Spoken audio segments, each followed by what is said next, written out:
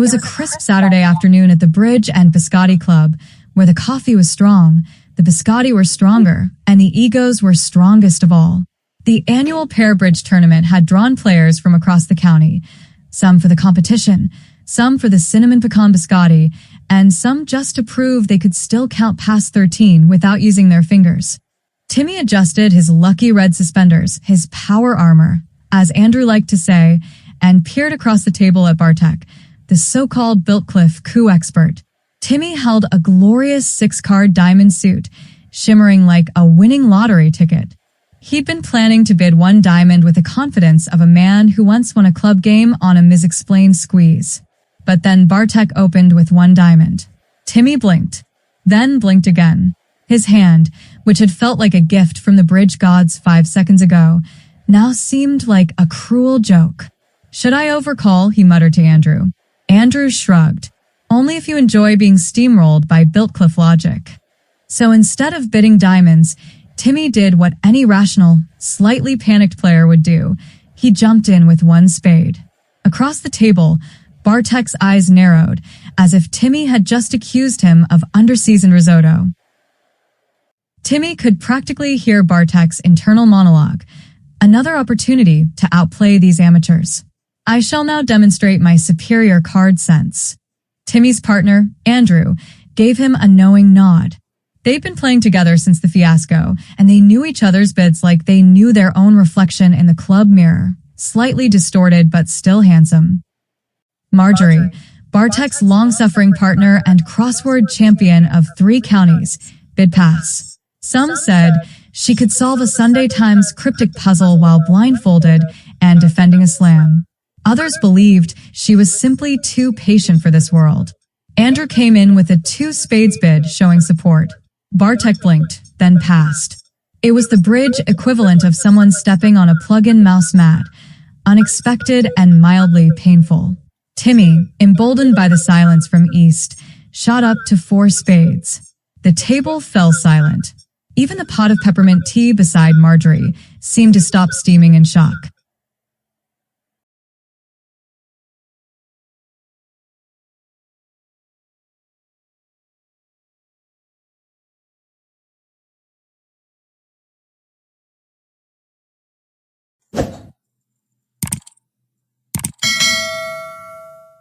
Subscribe our channel for more videos.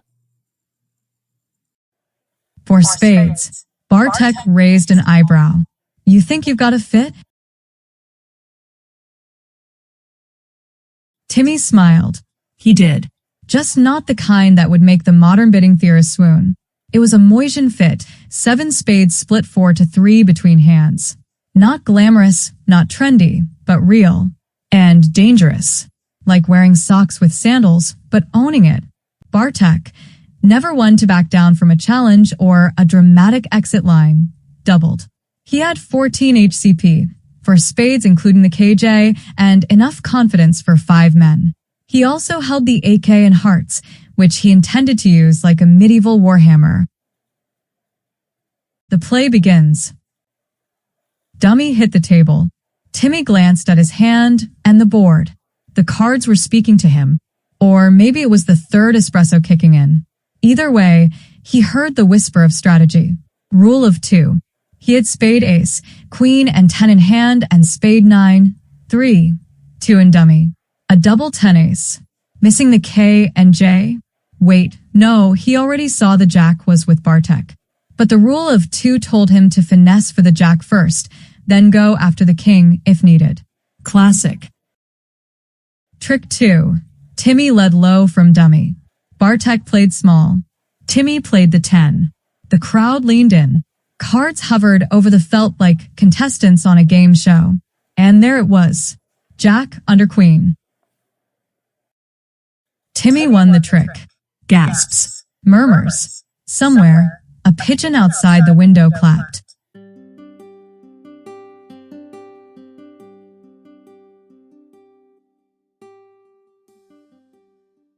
Next round, he led low diamond.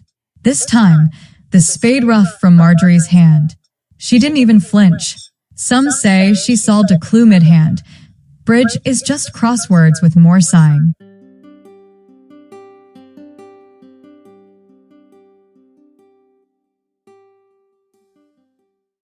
But Timmy wasn't done. He crossed a hand, drew trumps, and wrapped up the contract with a flourish that only someone wearing red suspenders could pull off.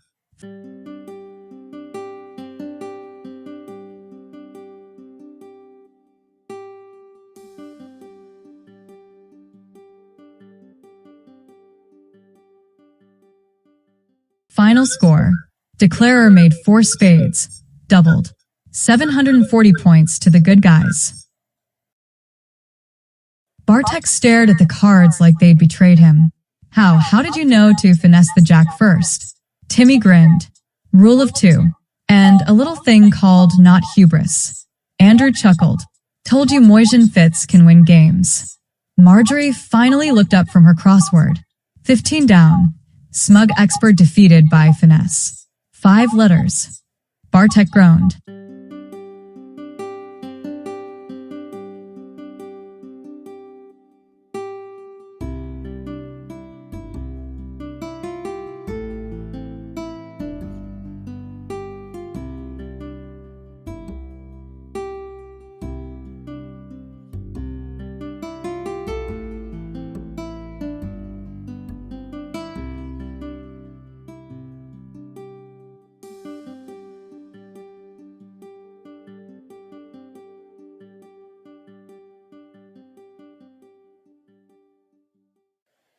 George and Mildred's played with Tom and Robert at a nearby table, 2 more regulars whose bridge styles could not have been more different if one played with cards and the other with spoons.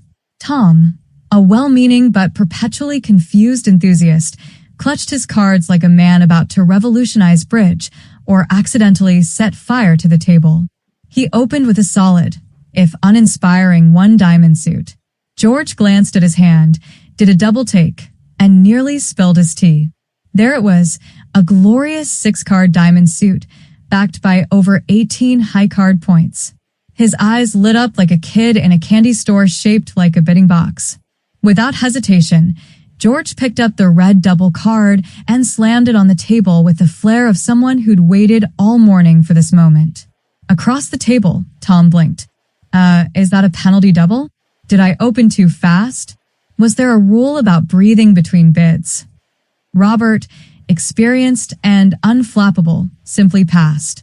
He had seen doubles like this before. Sometimes they ended in tears. Sometimes they ended in slams. Either way, he was ready. Mildred's, meanwhile, examined her hand with the intensity of a woman deciding which crossword clue to ignore first. She had a decent diamond fit with George and just enough strength to justify what came next. With a satisfied nod, she placed a 2 diamonds bid on the table. Tom, ever the optimist, considered this development. Then, after much internal debate, he passed. George grinned. Time to get serious. He bid for 4 and T. Blackwood. Robert muttered under his breath. George was asking for key cards. Those 5 crucial cards for aces and the trump king that determine whether a slam is worth chasing. Mildred's didn't hesitate.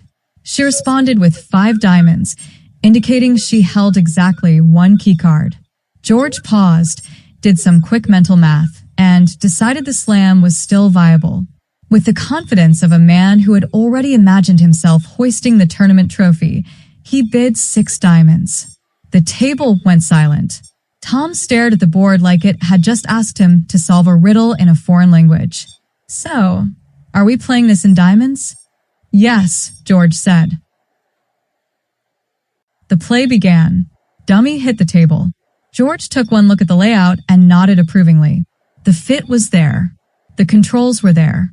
The only question was whether Robert would lead something disastrous or give him a free ride to trick one. As it turned out, Robert led a heart. Not great, but not catastrophic.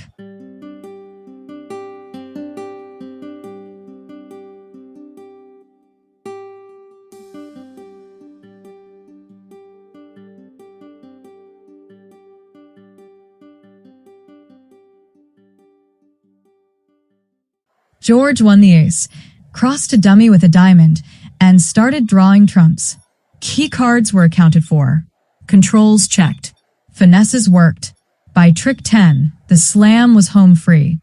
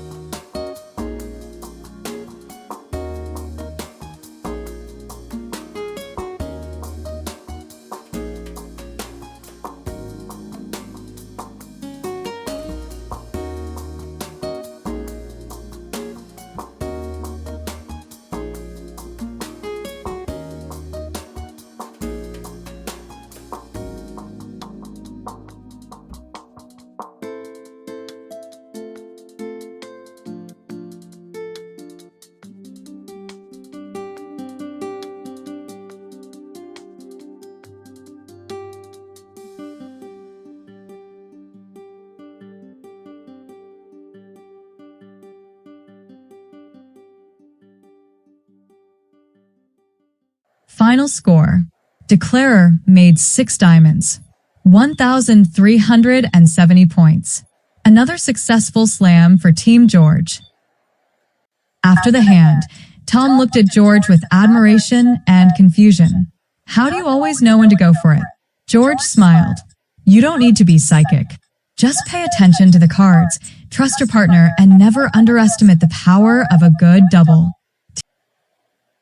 Timmy leaned against the folding table, still reeling from his 4 spades doubled contract and trying to absorb Uncle George's explanation about preemptive bids like they were ancient wisdom passed down through generations of card sharks. So let me get this straight, Timmy said, squinting slightly as if that would help bridge theory flow directly into his brain. If I had 6 diamonds and decent points, I should have jumped in with a preempt instead of tiptoeing around Bartek like he was a sleeping bear? George sipped his tea with the calm confidence of a man who had just made a slam without breaking a sweat. Exactly. You don't tiptoe around bears. You scare them off with noise. Before Timmy could ask whether that meant he should start growling during auctions, Aunt Mildred's floated past with her usual air of serene detachment, clutching a plate of biscotti and humming show tunes. Don't listen to everything your uncle says, she said. He once tried to bid 7 clubs at a family picnic because he felt it in his bones. That was before GPS, by the way. George rolled his eyes but smiled. She wasn't even playing that hand. Timmy, watching from the record video after the tournament again and again. Maybe next time, he thought, he wouldn't have to rely on Moysian fits and lucky suspenders. Maybe next time, he'd be the one doubling opponents into oblivion. In bridge and in life, don't let someone else's opening bid steal your chance to shine. Whether you're navigating a Moysian fit or chasing a slam, trust your partner, follow the rule of 2, and remember, sometimes the best plays come from unexpected bids.